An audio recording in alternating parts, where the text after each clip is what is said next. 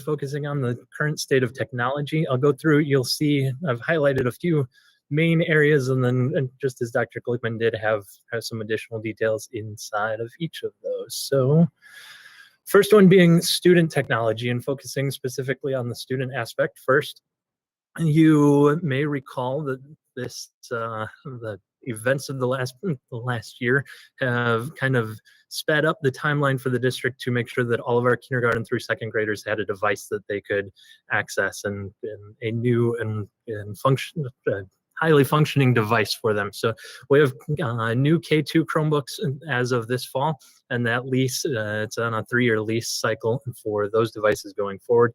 And then that kind of puts us in line with our 3rd through 8th grade devices and the district's commitment a few years ago to go 1-to-1 in 3rd through 8th grade. So at this point, our kindergarten through second graders, if it was normal times and our students were on site all day long, our K2 students would not be bringing their devices back and forth from home, while our 3rd through 8th graders do as part of their 1-to-1 initiative. You see the numbers there, numbers of devices, and then the 3rd through 8th grade devices. I just note that lease is coming due this December. However, a refresh over winter break of over 2,500 devices could be quite intensive. So we're looking at pushing that out to the following summer and extending that so that we don't disrupt learning mid-year with that. So student devices in a nice spot, and so that moves us to our staff technology. And this is, again, Dr. Glickman talked about some areas of pride, and this would be one of them, knowing how heavily we have continued to rely on technology for our instruction over the past few months. And so you may remember that this past fall we had an opportunity from Apple to kind of speed up the timeline for our teacher laptop refresh that was originally scheduled for this coming July of 2021. And the opportunity from Apple was to get the devices in our teachers' hands while still maintaining the previously planned payment schedule. So we have those devices, our teachers are utilizing them. However, we have not actually started paying for them yet. So that's a nice little bonus, and that, as again, not impacting our payment plans, and the business office certainly happy with that, and not impacting the bigger plans from a financial aspect. Then this fall, we were able to use some grant funds to purchase 350 teacher classroom Chromebooks, and those devices have really helped support our instruction in our remote environment. And we also know that those devices are going to continue to help tomorrow and in the coming weeks as we jump into hybrid learning, and really help our teachers continue to provide the best instruction that they can with that additional device. We know how many things our teachers, how many windows, how many different multitasking scenarios our teachers are in every single minute of the day. And so just having that extra device is really helpful. And then a little bit of a rundown of some other devices. We've got about 20 office staff devices that are mostly MacBook Airs that are from 2017. Those are on the radar to be refreshed in the near future.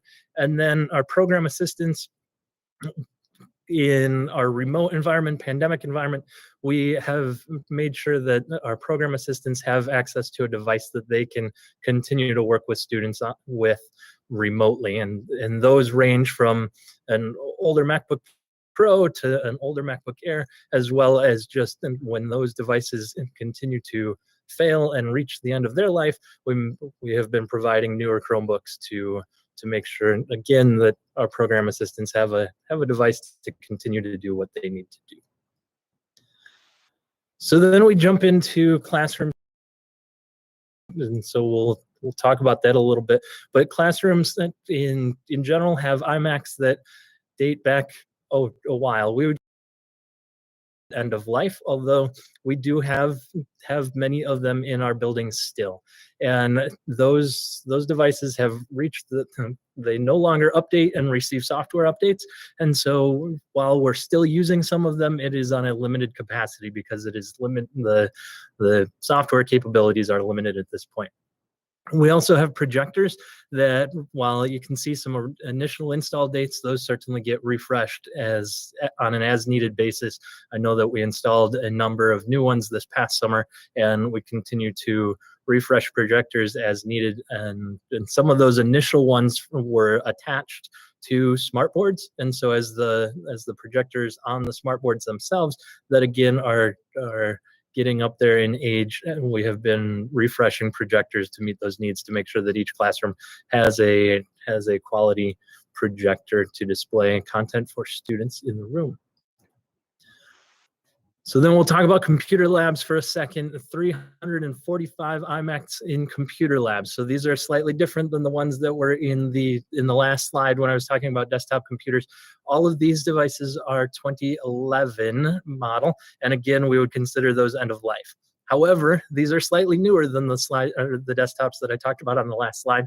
So these have now been dispersed from our computer labs, and I'm actually, as I'm sitting here in Frederick, I'm staring at a computer lab that is no longer has any desktop computers in it because they've been deployed to our classrooms. And so talking about all of the things that our classroom teachers are doing during any given minute in hybrid instruction, they now have the ability to also have one of these older iMacs in their room to, again, help support the things that they are doing.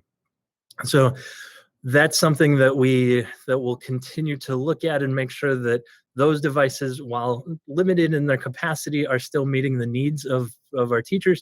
And then the exciting thing here, while I look at the space in front of me that is no longer filled with iMacs and desktop computers and not being utilized for obvious reasons in the coming days and weeks as a shared space with shared devices and shared technology, what could that space become? And what one of the subgroup that I was with a little while ago, speaking of creativity, how can we be creative with the space and kind of thinking bigger picture on that device refresh?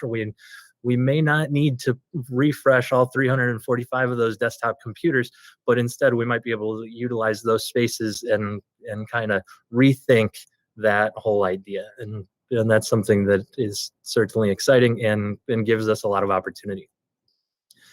Infrastructure, going back, I'm just going to go back 5 years on this because that was about the time in my data gathering that the district was beginning to plan for the one-to-one initiative. And so that's when heavy infrastructure upgrades were beginning to happen. And some of those, I've highlighted just a couple of those things. And I will say that there are certainly an abundance of other infrastructure updates that have taken place that aren't included on that list. And some of those updates in that bottom one there was as recent as this past winter break. So we continue to make little updates and little upgrades continuously to stay with it. And as you know, the number of devices across the district is so plentiful that we continue to make sure that our infrastructure can support all of the devices that we have. And then I just note copiers kind of fits into this section. We have updated copiers as of this past winter break. And then the print center is also the contract for the print center, which right now is housed at Park Campus, is coming off of contract this June. So that'll be further discussions and decisions this spring as we look to see what direction we go with the print center going forward. Couple more big slides here. It's cybersecurity, safety, and privacy. I know that security of our students and our staff physically is very important, but so is their digital security and digital safety. And so that's something that I certainly take and want our entire district to take very seriously. And there are some tools that we have in place and some other big things in the works that we continue to make sure that is the case. GoGuardian is our district's web filter, and it actually, calling it just a web filter is limiting in its description because it does so much more for us to protect our students and to protect our staff, really, as far as making sure that our students are accessing safe content as well as giving us alerts when necessary.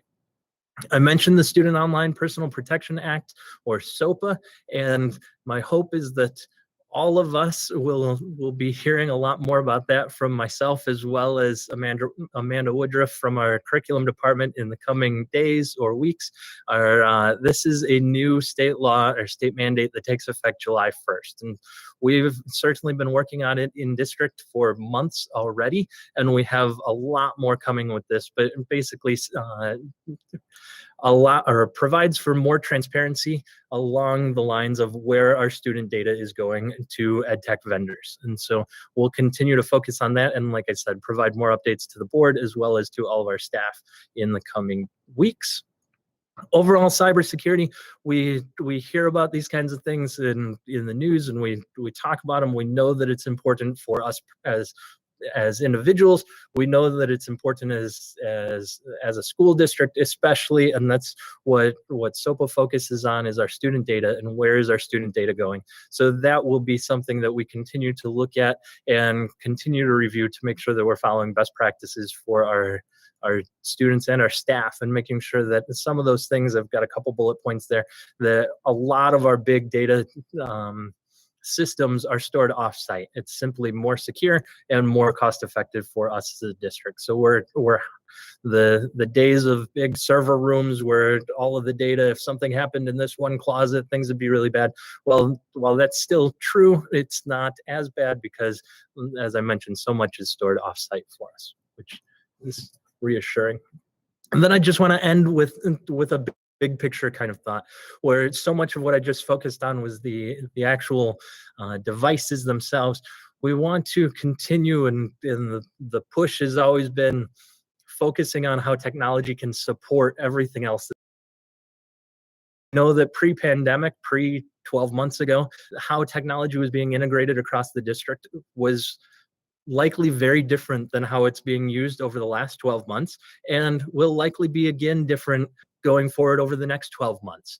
And the simple thing comes back to devices, and our K2 students did not have their own individual device 12 months ago.